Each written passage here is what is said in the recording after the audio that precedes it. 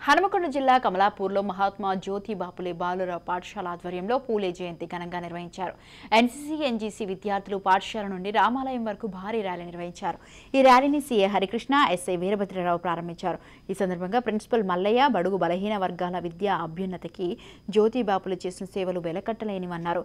విద్యార్థుల ప్రతిభను వెలికితీస్తూ జ్యోతిబా ఫులే ఆశయాలను ముందుకు తీసుకువెళ్తున్నామన్నారు.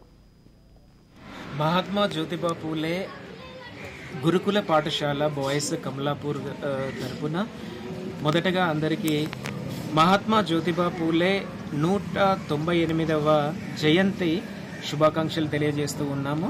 మరి సంఘ సంస్కర్త, మహిళా విద్యకు నాంది పలికిన గొప్ప విద్యావేత్త, సంస్కర్త అయిన మన మహాత్మా జ్యోతిబా ఫులే గారి జన్మదినాన్ని పురస్కరించుకొని ఈరోజు మహాత్మా జ్యోతిబా ఫులే రెసిడెన్షియల్ పాఠశాల కమలాపూర్ ర్యాలీ నిర్వహించడం జరిగింది.